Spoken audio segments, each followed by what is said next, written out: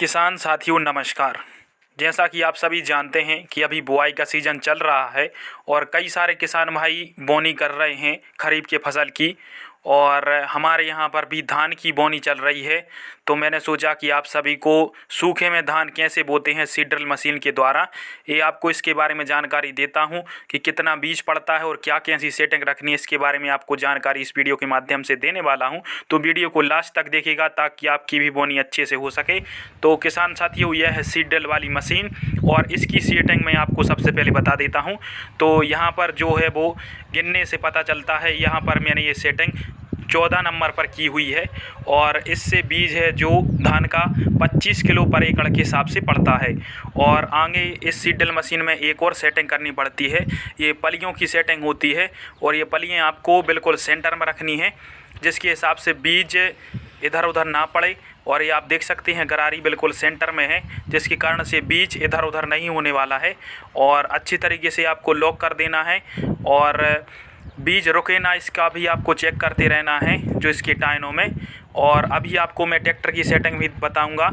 अभी सबसे पहले ये लीवर आप देख लीजिए, अभी तो ये मैनुअली ऑपरेटेड है जो कि मैं घर से लाया हूँ ट्रैक्टर को, और अभी आपको पूरी तरीके से सेटिंग में बताने वाला हूँ। तो साथियों, सबसे पहले जान लेते हैं हम धान के बीज के बारे में और उसको कैसे बोना है। साथियों, यदि बीज की वैरायटी की बात करें तो ये IR 64 बीज है और हाइब्रिड का बीज है। इसका पर बैग 1250 रुपये का पड़ा है हमको, और हमें 2.5 क्विंटल के आसपास बीज लाए हुए हैं। और यदि प्रति एकड़ के हिसाब से बात करें तो एक एकड़ में 25 किलो बीज को हमको लगाना है। और इसके हिसाब से मैंने आपको सीड ड्रिल मशीन की जो है वो सेटिंग बता भी दी है। और इसमें हम DAP खाद का भी उपयोग करते हैं। और ये मैं 2 क्विंटल के आसपास DAP खाद लाया था, क्योंकि बताया है कि 25 किलो पर एकड़ के हिसाब से आपको DAP डालना है खेत में। तो मेरी जो खेत है वो 8 एकड़ के आसपास है, तो मैंने 2 क्विंटल खाद लाया है, जिससे ये मैं खाद मिला रहा हूँ यहाँ पर सीड ड्रिल में अच्छी तरीके से, ताकि जो बीज है और वो खाद है वो अच्छी तरीके से मिल जाए और जो खाद और बीज के जो दाने हैं वो ज़मीन में अच्छी तरीके से डलें ताकि हमारी फसल अच्छी तरीके से उग पाए। और साथियों, आपको इसमें चाहें तो धान के बीज का उपचार भी कर सकते हैं, जिससे कि धान की जो फसल होती है उसमें रोग नहीं लग पाते हैं। रस चूसक कीट जो रोग लगाते हैं या फिर जो जड़ों से रोग लगते हैं धानों में, बीज उपचार के द्वारा नहीं हो पाते हैं। साथियों, आपको अब मैं इस धान की वैरायटी की कुछ विशेषताएं बताना चाहता हूं। ये IR 64 है और जो 1010 क्रांति के नाम से धान आती है उसी का हाइब्रिड रूप है। 1010 क्रांति धान है जो वो 110 दिन में आती है और थोड़ा उसमें ज़्यादा पानी लगता है। और यह जो धान है IR 64, यह धान है जो 100 दिन में आ जाती है। और यदि आपके खेत में पानी नहीं भी है और यदि पानी नहीं भी गिरता है किसी कारणवश से, तो आप स्प्रिंकलर के माध्यम से भी इस धान में पानी दे सकते हैं, जिससे इसकी उपज है जो वो 6 से 7 क्विंटल के आसपास पर एकड़ के हिसाब से होती है यदि कम पानी मिलता है। और यदि अच्छा पानी मिल जाता है तो यह धान लगभग 10 से 12 क्विंटल एकड़ के हिसाब से एवरेज दे देती है। साथियों, यदि आप सबसे अच्छी धान की प्रजातियों के बारे में जानना चाहते हैं तो उस पर मैं एक सेपरेट वीडियो बना दूंगा यदि आप कमेंट बॉक्स में कमेंट करते हैं तो, और सारी जानकारी आपको दूंगा। चलिए अभी फ़िलहाल में चलते हैं, जो मैंने ये धान सीड ड्रिल में डाली हुई है उसको खेत में बोते हैं और आपको आगे ट्रैक्टर की सारी सेटिंग बताने वाला हूँ कि ऐसी बोनी करनी है। तो वीडियो को ध्यान से देखते रहिएगा।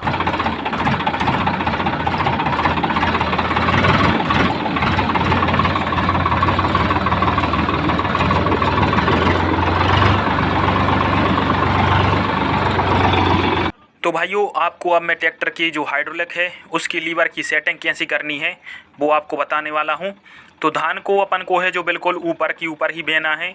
लगभग 2 से 3 सेंटीमीटर ज़मीन में धान बोनी चाहिए। और ऊपर से जो मेड़ा लगता है या लोड कहते हैं, लोड से धान तुप जाती है। अपन को केवल धान को ज़मीन में तोपना है ताकि मिट्टी से ढक जाए धान और नमी बनी रहे, जिसके कारण से धान जल्दी से जल्दी उगाए। क्योंकि एक प्रॉब्लम होती है कि धान यदि ज़्यादा गहरी बुआई हो जाती है धान की तो धान जम नहीं पाती है। और ये सीड ड्रिल की जो टॉपलिंग है उसकी हम सेटिंग कर रहे हैं। तो सीड ड्रिल को आपको बिल्कुल समतल रखना है ताकि आगे के टाइन और पीछे के टाइन ऊबड़ खाबड़ ना रह सकें, एक समान रहें। तो इस प्रकार आप सेटिंग कर सकते हैं। चलिए अब बुआई स्टार्ट करने वाले हैं। साथियों, यदि ट्रैक्टर की स्पीड की बात करें कि बोनी करते समय ट्रैक्टर को कितनी स्पीड पर चलाना है, तो साथियों ये स्वराज का हमारा ट्रैक्टर है और इसको मैं यदि चलाता हूँ तो हाई के पहले गियर में भी चला देता हूँ और लो के टॉप गियर में भी चला लेता हूँ। और यदि कभी जल्दबाजी होती है तो हाई के दूसरे गियर में भी मैं बोनी कर देता हूं। परंतु आप सभी के लिए सबसे बढ़िया रहेगा हाई का पहला गियर और 1200 आरपीएम पर ट्रैक्टर को आपको चलाना चाहिए, ताकि ट्रैक्टर संतुलन से चलेगा और जो धान के बीज हैं वो अच्छी तरीके से मिट्टी में मिलेंगे और धान का एक एक दाना उग जाएगा, जिसके कारण से आपकी फसल बहुत अच्छी तरीके से ग्रो करेगी और बहुत अच्छी तरीके से उग जाएगी।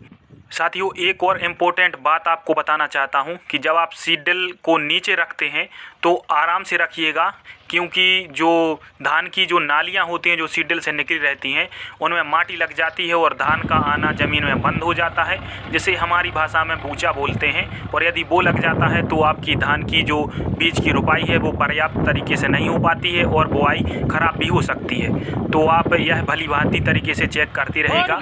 और ये जो पीछे लोड लगाया हुआ है यह लगाना आवश्यक है, क्योंकि धान के जो बीज हैं वो अच्छी तरीके से इस लोड के द्वारा ज़मीन में मिल जाते हैं। और ज़मीन पे जो पक्षी रहते हैं, यदि बीज बाहर डले रहते हैं तो पक्षी खा जाते हैं, परंतु यदि आप लोड लगाएंगे तो मिट्टी में दब जाएंगे बीज अच्छी तरीके से और आपकी जो धान की फसल है वो पक्षी नहीं खा सकते। साथियों, अब आपको मैं इस तरह से यदि आप धान की बुआई करते हैं तो आपको इससे क्या क्या लाभ होगा इसके बारे में आपको बता देता हूं। तो यह धान की बुआई बेसिकली वहां पर होती है जहां पर पानी की कमी होती है, और हमारे यहां पर भी पानी की कमी है और सिंचाई की सुविधा पर्याप्त उपलब्ध नहीं है, जिसके कारण से हम सीधे ही खेत में धान की बुआई करते हैं। और मैं बोनी कर रहा था तो मैंने सोचा कि किसान भाइयों के लिए भी थोड़ी सी जानकारी दे दूँ। तो एक तो यह फ़ायदा है कि आपको जो धान आप मज़दूरों के द्वारा लगवाते हैं तो उससे लेबर चार्ज भी इसके द्वारा बच जाता है। और यदि उपज की बात करें तो जितनी लेबर द्वारा लगाई गई धान से उपज होती है उतनी ही इससे उपज होती है। परंतु इसका एक नुकसान यह है कि यह जो धान है वो पर एकड़ 25 किलो के आसपास पड़ जाती है, जो कि ज़्यादा है। यदि मज़दूरों से आप लगवाते हैं तो 10 किलो के आसपास पड़ती है, परंतु यह भी ठीक ठाक है क्योंकि आपको लेबर चार्ज भी बहुत ज़्यादा बच जाता है। साथियों, यदि आपकी धान की सीधी बुआई से संबंधित और कोई प्रश्न हो तो कमेंट बॉक्स में पूछ सकते हैं। नमस्कार।